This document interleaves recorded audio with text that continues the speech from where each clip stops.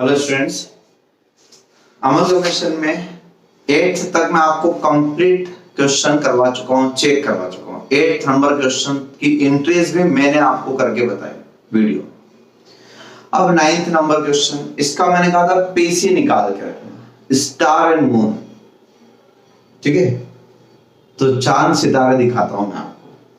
Had been carrying on business independently, they agreed to amalgamate and form new company Neptune Limited. तो इस बार ऐसा हो रहा है कि स्टार और मून दोनों बंद होके और नेपच्यून एक नई कंपनी बना रहा है। तो सही मायने में ये होता है अमलगमेशन। अभी तक जो पढ़ते वो एब्जॉर्प्शन था, एक कंपनी एग्जिस्टिंग कंपनी दूसरे को अपने उसमें मिक्स कर रही थी, एब्जॉर्प्शन था, एब्जॉर्ब करना। ये है अमलगमेशन, दो कंपनी अमलगमेट हो गया और फॉर्म अ न्यू कंपनी। तो इसका मतलब इस क्वेश्चन में ये दो वेंडर है और ये परचेजर है, दो वेंडर है इस बार, तो दो पीसी आएंगे ना। ये परचेजर उसको भी पीसी देगा और इसको भी देगा पीसी, सिंपल सी बात है, लॉजिक वाली बात है।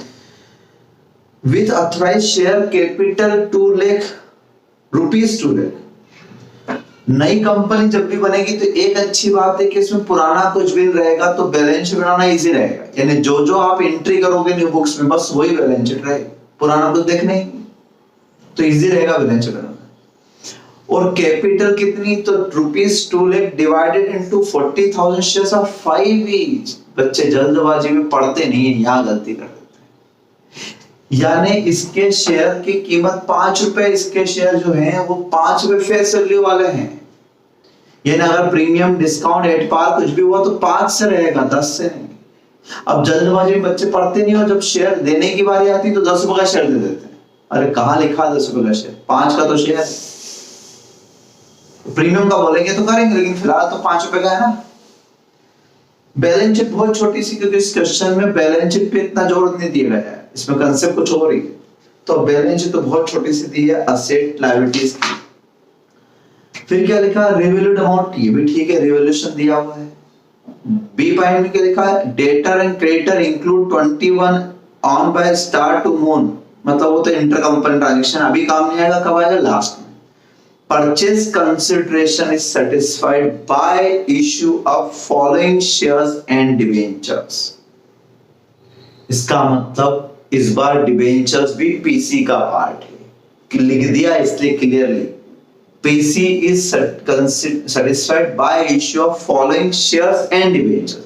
इसका मतलब इस बार डिबेंचर हम डिबेंचर होल्डर को नहीं दे रहे हैं, हम डिबेंचर शेयर होल्डर को दे रहे हैं।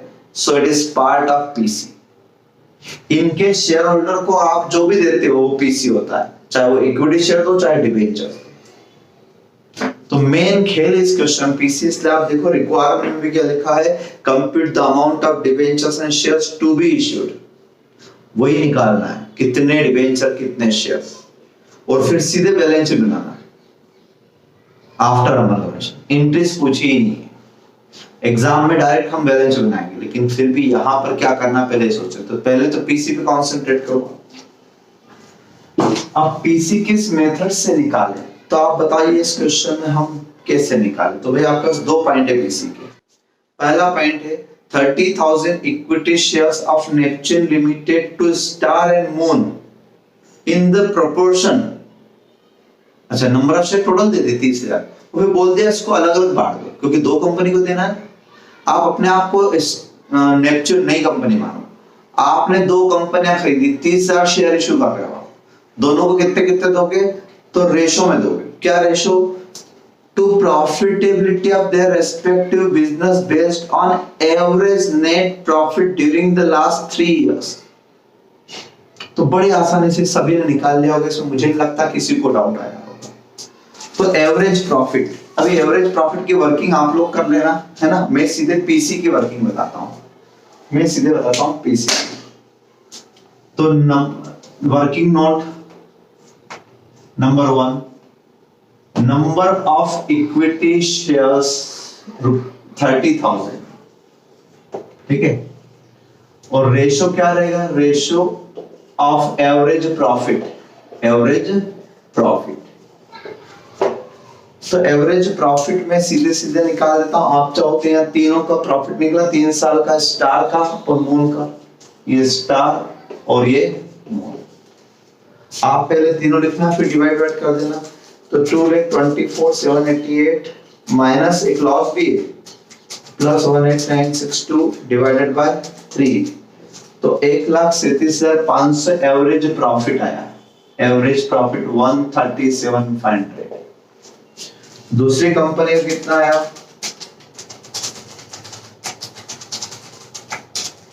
487,500 डिवाइडेड बाय 3, 162,500। ठीक है, इस रेशो में आपको नंबर ऑफ शेयर्स बांटना है। ये रेशो है, ध्यान रखना, ये रेशो है, इस रेशो में बांटना है ना। तो इत्तेफाक की बात ये आ रही है कि नंबर ऑफ शेयर्स आप इसी रेशो में अगर बांटेंगे, 30,000 शेयर्स इस रेशो में अगर आप बांट रहे हैं तो कितना आ रहा है? 13,750 इक्विटी शेयर्स और 16,250 इक्विटी शेयर्स। एक तो यह है ऑफ ₹5 ईच, ऑफ 5 ईच। एक तो यह आया होगा 5 रुपए। 5 रुपए क्यों? मैंने इसलिए कहा था ढंग से पढ़ना। उधर अथराइज कैपिटल 5 की थी, तो अब 10 कैसे मान सकते हो? मान से मत बोलना सर प्रीमियम, ये तुम फालतू के असम्पशन बहुत लेते हो। अब ये तो सभी का सही मुझे पता है। डिबेंचर्स, खेल तो सारे डिबेंचर्स में। 15% डिबेंचर्स इन नेपच्यून 8 पार। क्या दे रहे हैं? नेपच्यून में हमारे डिबेंचर दे रहे हैं, हम उनको 15% डिबेंचर्स 8 पार दे रहे हैं। 15%, 15% मतलब आप समझते हो इन फ्यूचर इंटरेस्ट कितना मिलेगा? 15%। टू प्रोवाइड, डिबेंचर क्यों दे रहे हैं? To provide an income equivalent to 8% return on capital employed in their respective business on 31st March after revaluation of asset। यानी डिबेंचर्स हम किसके इक्विवेलेंट दे रहे हैं? टू प्रोवाइड इनकम, यानी ताकि उन लोगों को इनकम होती रहे। कितनी? Equivalent to 8% of return on capital employed. यानी हमको 8% रिटर्न निकालना पड़ेगा कैपिटल एम्प्लॉयड पर। और कैपिटल एम्प्लॉयड आप सब जानते हो क्या होता है? वर्किंग नोट नंबर 2 है ना, कैलकुलेशन ऑफ डिबेंचर्स। तो पहले स्टार और मून की कैपिटल एम्प्लॉयड निकालता हूं। इसमें फिक्स्ड असेट्स कितने की? फिक्स्ड असेट्स है 355 की। फिक्स्ड असेट्स रिवैल्यूड अमाउंट पर लिख लेना 355। मैं सीधे कैलकुलेशन कर देता हूं 355। करंट असेट्स है 149,750।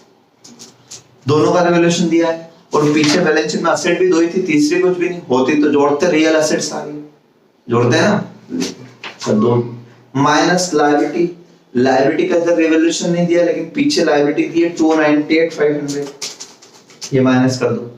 ठीक, इंटर कंपनी डेटर डेटा भी नहीं हटाना है, वो समझ। तो 2 असेट थी और 1 लायबिलिटी थी। क्वेश्चन छोटा सा ही तो है, ठीक है ना।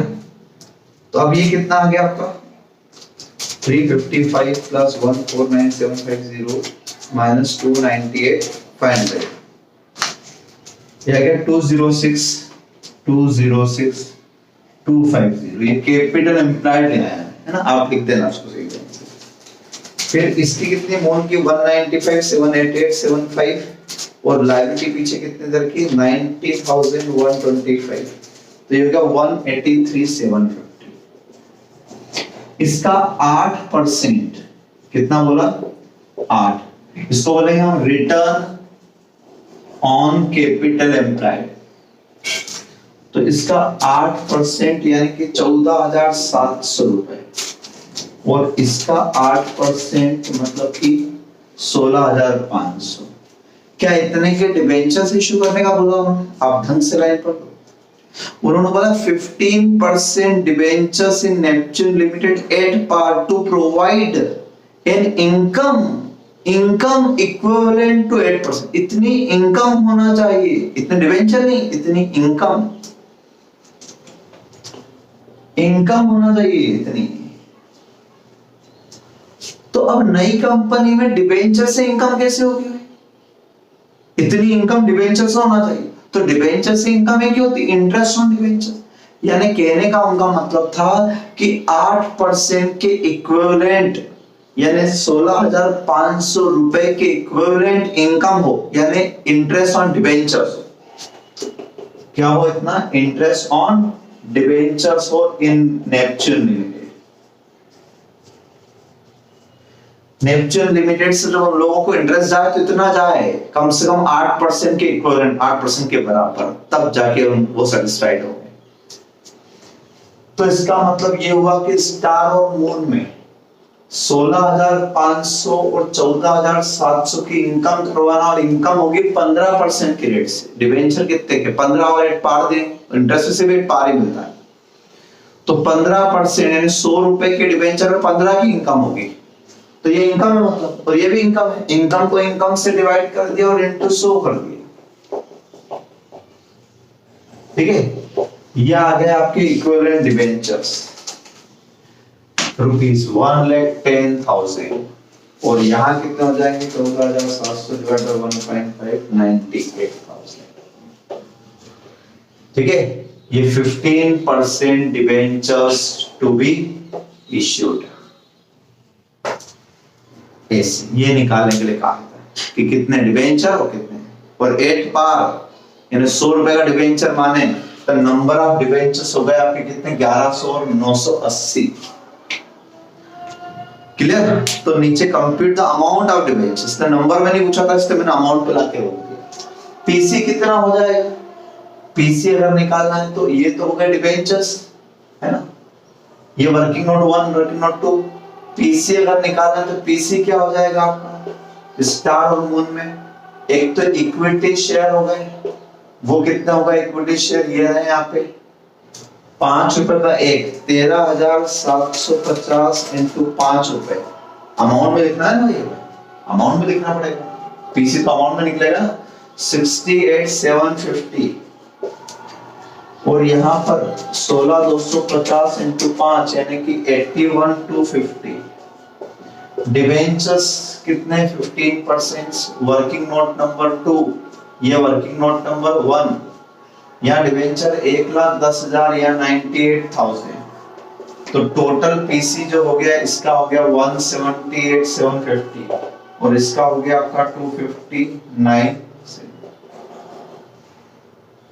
ये पीसी हो गया। तो मेन मार्क्स इसके थे इस क्वेश्चन में। बैलेंस शीट नहीं बना तो बहुत कम नंबर करते हैं आपके, लेकिन ये अगर नहीं लिखा तो सब कर देंगे। मेन क्वेश्चन समझो आप। अब डायरेक्ट बैलेंस शीट बना सकते हैं कि नहीं सर हम, तो ठीक है देख लेते हैं डायरेक्ट बैलेंस शीट बनती है कि नहीं आपसे। अगर डायरेक्ट बैलेंस शीट बनाने के लिए आए तो एक बात तो ध्यान रखना कि नई कंपनी जब भी बनेगी तो ज्यादा इजी इसलिए रहेगा क्योंकि न्यू कंपनी को बनाना कुछ भी नहीं, नेपच्यून की बुक्स में बनाना आपको बैलेंस शीट, वो तो वेंडर है उनकी बैलेंस शीट तो बंद हो जाएगी, नेपच्यून को बनाना है। तो अब नेपच्यून ने क्या लिया, छोटा सा तो क्वेश्चन है, तो डायरेक्ट बैलेंस शीट बना सकते हो जब कंसेप्ट क्लियर हो जाए। अभी क्या करो आप एक एक एंट्री कर लो, सारी एंट्री मत करने दो, सेकंड एंट्री में होती है, पहली एंट्री तो बिजनेस पर जाओ तो रिवर्सल हो जाती है, तो सेकंड एंट्री में होती है, क्या एंट्री होती है वो, अगर मैं डायरेक्ट एंट्री करता हूं नेपच्यून की बुक्स में तो फिक्स्ड असेट्स लिए इसने, करंट असेट्स लिए इसने, और करंट लायबिलिटीज ली, तीन चीज थी क्वेश्चन। फिक्स्ड असेट्स स्टार की भी ली, मून की भी ली, दोनों की मिला के एक साथ एंट्री कर सकते हो, है ना। अलग अलग चाहो तो अलग अलग भी कर सकते हो, लेकिन हमें एंट्री पूछी नहीं इसलिए हम अलग अलग क्यों करें, वरना मैं पहले स्टार की कर लेता, इसकी गुडविल निकाल लेता, फिर मून की कर लेता, उसकी गुडविल निकाल लेता, बट एक साथ कर देते हैं। 355 एंड 195 दोनों के फिक्स्ड असेट्स रिवेल्यूड अमाउंट हो, नए वाला अमाउंट हो 5,50,000, दोनों की करंट असेट्स 149,750 78875 यानी 228,625, दोनों की लायबिलिटी कितने की, तो 298,508 की है, दूसरे की 90,125 है, 388,625, दोनों का मिला के पीसी। और हम डायरेक्ट एंट्री कर रहे हैं तो हम बिजनेस परचेज वर्ड नहीं लिखे, हम तो सीधे पेमेंट ही कर देते हैं ना, क्योंकि हमने इन तीनों की कंपाउंड एक ही एंट्री कर दी, बिजनेस पर्पस अकाउंट वहां खुलता है या बंद होता है, हम खोल ही रहे हैं। और दूसरा वेंडर अकाउंट वहां खुलता है फिर बंद होता है, तो हम वो हटा रहे हैं। हम तो सीधे पेमेंट कर रहे हैं। इतने लिए बदले में क्या दिया, बदले में हमने डिबेंचर्स दिए उनको, कितने के 2,08,000 2,08,000 रुपए के डिबेंचर्स दिए दोनों को मिला के। ठीक है, दोनों को मिला के शेयर्स दिए। शेयर्स कितने दिए, शेयर्स तो क्लियर थे, हमने इक्विटी शेयर्स कैपिटल दी 5 रुपए वाली, 30,000 शेयर, 30,000 शेयर के तो बंटवारा था ये, 30,000 शेयर ने 1.5 लाख रुपए की, 1.5 लाख की था ना, देखो तो टोटल पीसी लिख दिया। तो डायरेक्ट एंट्री कर सकते हो, और डायरेक्ट एंट्री करने के बाद जो डिफरेंस आता है देख लेते हैं, डिफरेंस कितना आता है, 2,08,000 और 1,50,000, इधर आया 746 है ना, और अच्छा इस तरफ कम है, देखो 746 आ रहा है, और उस तरफ तो दिख ही रहा 7 से ज्यादा है, तो -550 -228,625 यानी 32,000 की कैपिटल रिजर्व है, सीआर क्या है, कैपिटल रिजर्व। इस पूरे क्वेश्चन में आप ध्यान से देखो कि आपने असेट्स लायबिलिटीज टेकन ओवर की, इसके अलावा कोई एंट्री की क्या, असेट्स लायबिलिटी ली और पीसी दे दिया, और एक एंट्री में दोनों, 2 कंपनी लिया 10 कंपनी लूंगा तो इकट्ठा पीसी एक एंट्री से कर सकते हैं। और एक एंट्री और होगी, वो डेटर क्रेडिटर इंक्लूड है तो credit account debited to debtor कर देना। कितने रुपए से इंक्लूड था, 21,675। जब बैलेंस शीट बनाओ तो डेटर इसमें से माइनस कर देना, क्रेडिटर इसमें से माइनस कर देना, 21,000 इसमें से माइनस हो जाएंगे, 21,675 21 यहाँ से। और बैलेंस शीट कितनी इजी, सोचो आप, ये बैलेंस शीट तो है, और कुछ यही कहा इस क्वेश्चन में, ये एसेट ये लायबिलिटी ये बैलेंस शीट बन गई, कितनी देर लगी आपको। तो बैलेंस शीट इतनी इंपॉर्टेंट नहीं थी, बैलेंस शीट बहुत छोटी सी थी, बट फिर भी जब डायरेक्ट बैलेंस शीट आया तो भी आप सेकंड नंबर एंट्री कम से कम कर लिया, क्योंकि गुडविल से ही निकाल पाओगे, कैपिटल रिजर्व से ही निकाल पाओगे, डायरेक्ट करने में हो सकता है आपसे मिस्टेक हो जाए। ये था कांसेप्ट इस क्वेश्चन का, ठीक है। चलिए फटाफट से सेकंड क्वेश्चन करते हैं, क्वेश्चन नंबर 10। क्वेश्चन नंबर 10 में आपने देखा क्या हुआ इस क्वेश्चन में, following is the balance sheet of backward limited. अब ध्यान से पढ़ो इस क्वेश्चन को,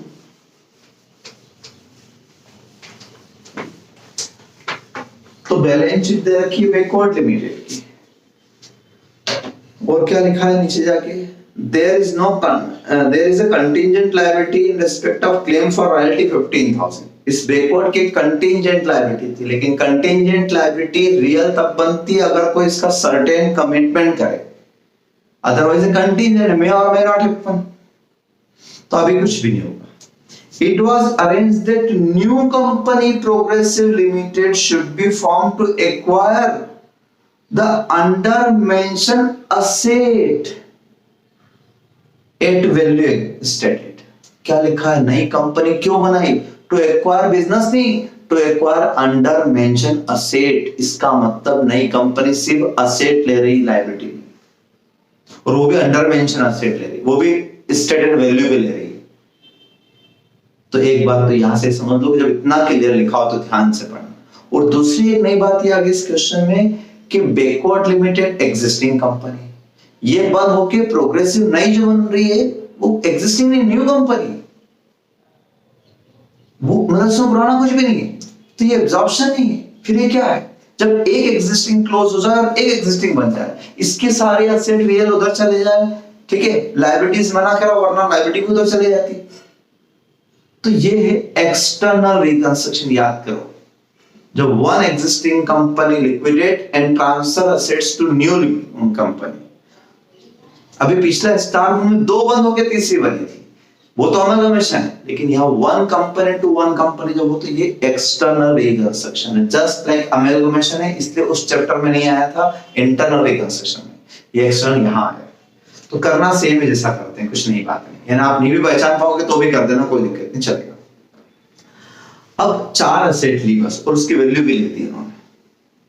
और क्लियर करते हैं, चलो सर और कैसी हिंट मिलेगी, तो क्वेश्चन में देखते हैं, अगर लायबिलिटी वो लोग नहीं ले गए होंगे परचेजर, तो हमें चुकाना पड़ेगी, तो हमें इसको डिस्चार्ज करने के बारे में कुछ लिखा होगा। Total 4 lakh payable was satisfied by allotment of 20,000 6% preferential shares fully paid and 20,000 equity shares 10 each fully paid. The new company also. तो टोटल 4 लाख पेबल कितना अच्छा बढ़ेगा, टोटल 4 लाख पेबल, इसका मतलब पीसी 4 लाख था, ये 4 लाख पेबल लिखा, टोटल 4 लाख पेबल, और वो सेटिस्फाइड कर दिया bye issue of equity shares and preferential share.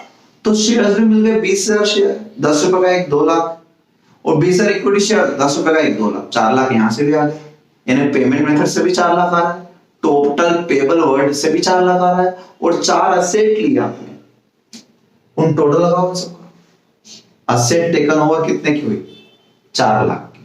तो लिखा था ना following assets taken over at agreed value, मतलब 4 असेट ली, तो 4 असेट टोटल 4 लाख आया, उसी को बोल रहे थे कि टोटल पेबल एज अंडर।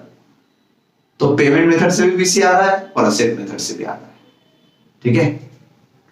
और क्या किया था, new company also satisfied the contingent liability in respect of claim for royalty by allotting the claimant 400 shares.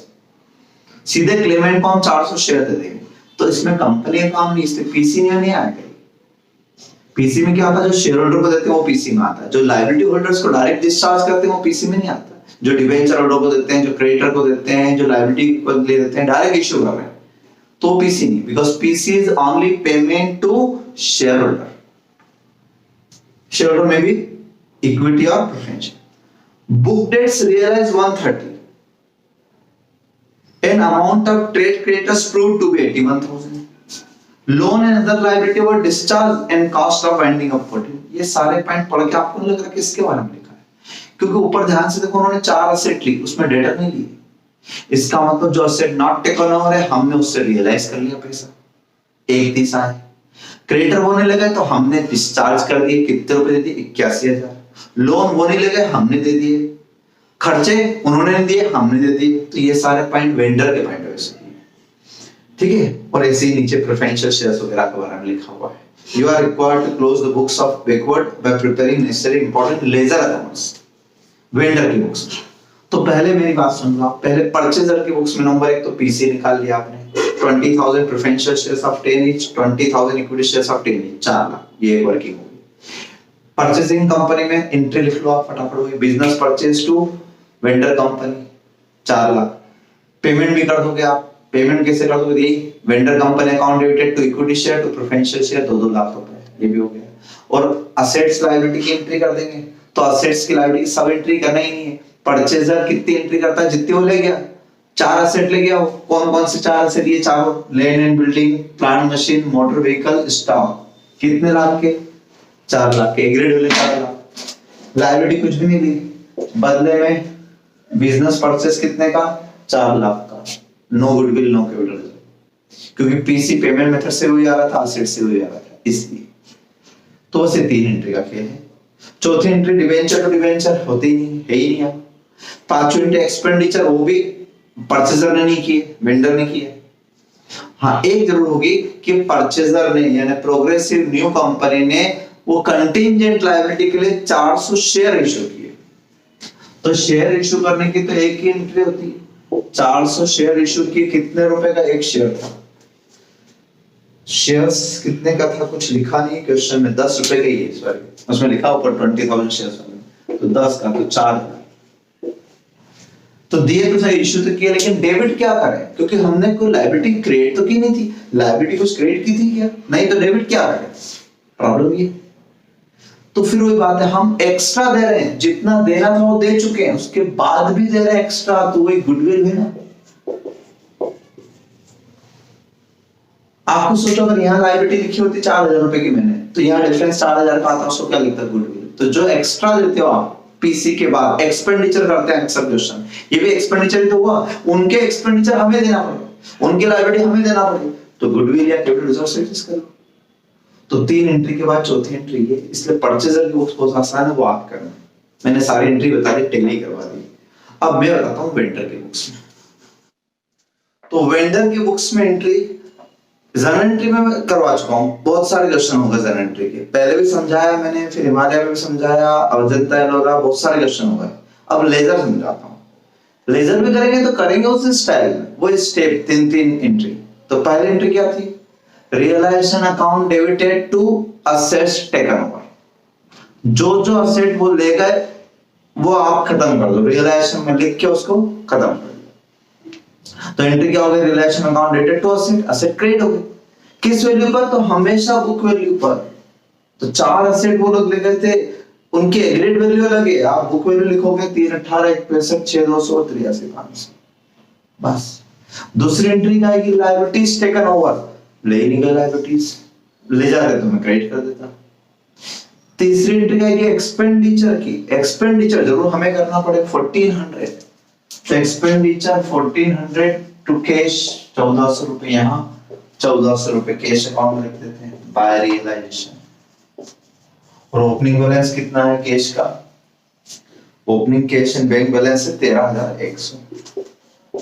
अब इस बार मैंने कैश यहाँ क्यों नहीं लिखा समझे आप? क्योंकि वो 4 असेट लगे, कैश बैलेंस नहीं लगे, क्लियर लिखा है क्वेश्चन। तो जबरदस्ती एजम्पशन मत ले लेना कि कैश भी देंगे, जितने असेट लगे क्लियर लिखा था क्वेश्चन में। बाकी असेट का क्या करना अभी देखते हैं हमारा। तो पहली एंट्री असेट, दूसरी लायबिलिटी, तीसरी एक्सपेंसेस। चलना उस सीक्वेंस में तो कुछ भूलोगे वरना गलत हो जाएगा। 3 एंट्री पीसी की, पीसी में क्या करते थे? पीसी ड्यू करते थे, ड्यू करते उनसे लेना है तो उनको डेटर बना लो, तो एक अकाउंट उनका है ना, Progressive Limited account debited to realisation account, ये आपका।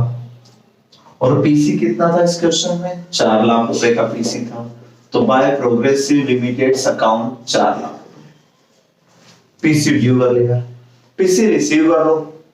पीसी के बदले में क्या आया? तो पीसी के बदले में आए शेयर्स आपके पास, है ना। पीसी के बदले में क्या है? शेयर्स। तो shares in Progressive Limited account debited to Progressive Limited account, ठीक है। तो एक तो शेयर्स आए, shares in Progressive Limited 2 lakh रुपए के, ये 2 लाख के कौन से थे? ये प्रेफरेंशियल शेयर्स थे। और एक और आए shares in Progressive limited equity shares आए 2 लाख के। आप चाहो तो ये 4 लाख अकाउंट खोल क्लोज हो गया, ये दोनों यही डेबिट कर देंगे हम। Progressive Limited 2 lakh 2 lakh. आप चाहो तो 2 अकाउंट बना, एक इक्विटी शेयर इन प्रोग्रेसिव और एक preferential share in progressive, 2 lakh का अलग 2 लाख का अलग, तो भी चलेगा। तो पीसी ड्यू हुआ, पीसी रिसीव हुआ, यानी ये अकाउंट खुलता है और तुरंत बंद हो जाता है, ये खुल जाता है, ये खुल के बंद हो जाता है। इसको जिसको देना दे दो। तीसरी एंट्री शेयर होल्डर में देते हैं, तो इसमें से शेयर होल्डर कितने शेयर होल्डर के अकाउंट में डाल दें? तो ये जो इक्विटी शेयर्स आए हैं 2 लाख, ये इक्विटी शेयर होल्डर्स के लिए आए हैं। Shares in Progressive Limited 2 lakh रुपए, ये इनके लिए आए हैं इक्विटी। लेकिन जो प्रेफरेंशियल आए हैं, क्या ये भी इनके लिए आए? अगर ये भी इनके लिए आए तो इसको भी कर लेते हो, लेकिन नहीं, ये इनके लिए नहीं आए, लिखा है क्वेश्चन। और वैसे भी सोचो कि अगर ये भी इनको दोगे तो प्रेफरेंशियल को क्या दोगे, जबकि पीसी हमेशा 2 लोगों के लिए आता है। तो प्रेफरेंशियल है इस बार बैलेंस शीट में, आप देखो बैकवर्ड की बैलेंस में 7% प्रेफरेंशियल शेयर कैपिटल अकाउंट बना हुआ है। बैलेंस बीडी कितने लाख का? 4 लाख का खुला हुआ है अकाउंट। तो मैंने आपको बताया था कि जब प्रेफरेंशियल के लिए प्रेफरेंशियल आए तो उनको पेमेंट कर दो, डिफरेंस रियलाइजेशन में डाल दो, बोला था ऐसा। नहीं याद आ रहा हो तो एंट्री देख लेना। तो preferential share capital account debited entry बनी थी to shares in preferential shares in Progressive account. तो ये चले जाएंगे 7% प्रेफरेंशियल शेयर कैपिटल के अकाउंट में, ये वाले 2 लाख, ये वाले 2 लाख इक्विटी को चलेंगे, ठीक है। तो ये प्रेफरेंशियल वाले जो थे वो इनको चले गए, और जो इक्विटी वाले वो इनको चले गए। तो ये अकाउंट क्लोज हो गया।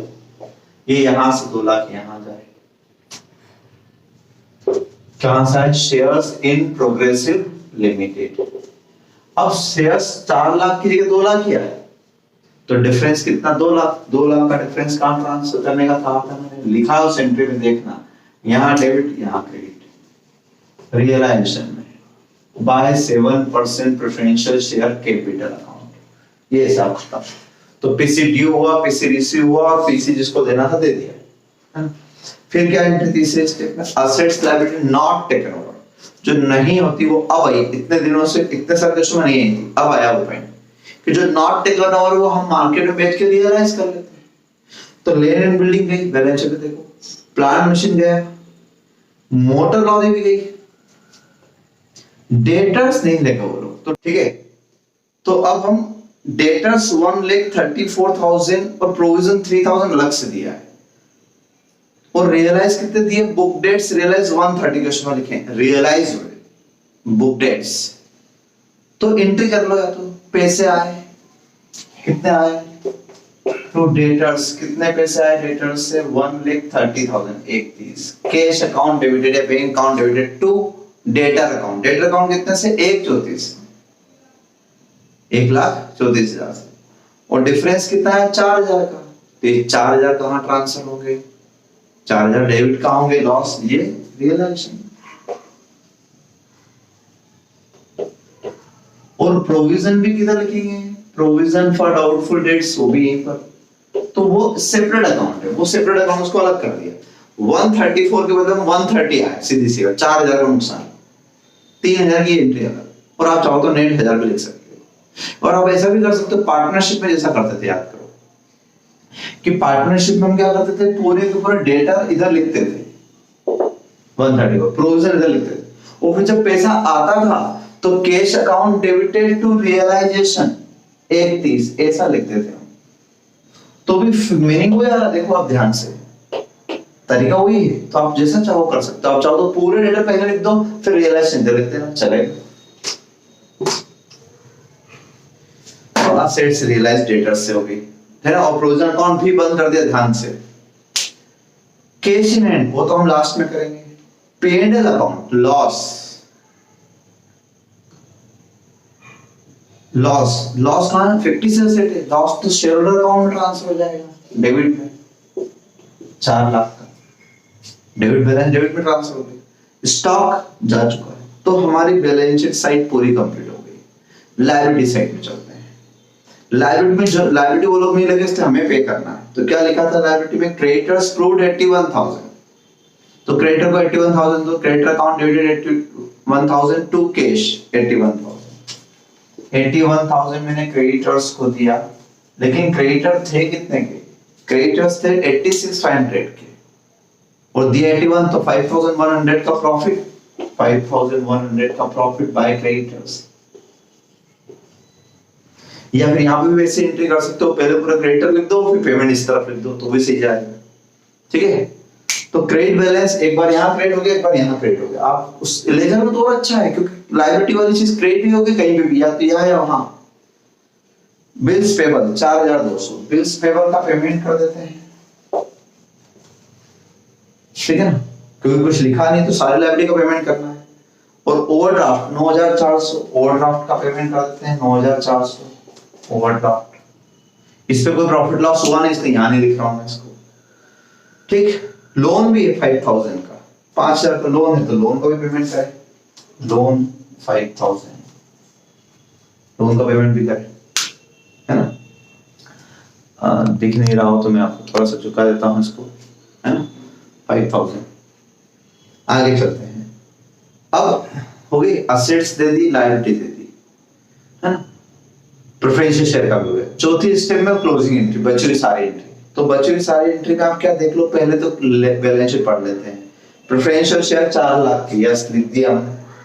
Equity share capital, equity share कहां लिख देते हैं, शेयर होल्डर अकाउंट में एंट्री होती है ना, equity capital account debit reserves and surplus to share holder, share holder में क्रेडिट जाता है, ये सब क्रेडिट में पहुंचा दो, यहाँ 6 लाख रुपए भी पहुंचा दो। प्रायर इनकॉर्पोरेशन प्रॉफिट पड़ा हुआ है, प्रायर प्रॉफिट, कोई सा प्रॉफिट हो सब शेयर होल्डर का होता है, 12,100। लोन है, लोन हम दे चुके हैं, लायबिलिटी सारी, तो असेट साइड भी खत्म, लायबिलिटी साइड भी खत्म। पॉइंट वाइज देखते हैं, नीचे लिखा नोट कंटीजेंट लायबिलिटी। हमें क्या मतलब कंटीजेंट, हमारी बुक्स में अकाउंट खुला है क्या, नहीं खुला है तो बंद भी क्यों करें, तो इसलिए कंटीजेंट का हम कुछ भी नहीं करेंगे, उन्होंने डायरेक्ट दे दिया, तो हमारे बुक्स में रिकॉर्डेड भी नहीं है और ना हमें पे करना है, तो हम क्यों करें, ठीक। आगे चलते हैं, 4 असेट ये हो गया, 4 लाख ये हो गया, पीसी ये हो गया, शेयर इशू के कंटीजेंट वो हो जाने, बुक डेट्स वाला पॉइंट 81,000, 1,400 रुपए का एक्सपेंडिचर ये भी हो गया, प्रेफरेंशियल शेयर वाला भी हो गया, सारे पॉइंट हो गए आपके, ठीक है। तो जब सब कंप्लीट हो जाए तब हम क्या करते थे, ये अकाउंट क्लोज हो जाएगा, ये अकाउंट क्लोज हो रही, तो ये 2-3 अकाउंट हमेशा क्लोज दिखेंगे। अब आपके मेन अकाउंट कौन से बचते हैं आखिरी में? 3 रियलाइजेशन अकाउंट। तो सबसे पहले इसका बैलेंस शीट कितना आता है? 3,18,000, 1,63,000, 6,200, 83,500, 1,400 एंड 4,000। यहां तक आया आपका 578,100। ऐसे लिख लिया करो, क्योंकि आप इसमें से माइनस करने जाओगे हो सकता है उल्टा हो जाए आपसे। इधर कितना है? इधर तो क्लियर दिख रहा है 6 लाख और 8,100, तो इधर ज्यादा आ रहा है 6,08,100 आ रहा है, उधर कम था 578,100। इसका मतलब 30,000, 30,000 रुपए का डिफरेंस है। तो इसको मैं कहां ले जाऊंगा? शेयर होल्डर अकाउंट में डिफरेंस। यहाँ क्रेडिट, वहां डेबिट। तो ध्यान से करना, बाय रियलाइजेशन प्रॉफिट। तो एक एंट्री करते थे याद करो, रियलाइजेशन प्रॉफिट। फिर आखिरी में एक एंट्री बचती थी और थी शेयर होल्डर बैंक। जितना शेयर होल्डर अकाउंट में बचेगा उतना ही बैंक में होगा। तो शेयर होल्डर अकाउंट में यहाँ पर 6,42,100 है, इधर 6 लाख है। मतलब कि निश्चित तौर से कैश एंड बैंक जो बचेगा वो 42,100 बचेगा। देखते हैं आता है कि नहीं आता है। 42,100 है ना।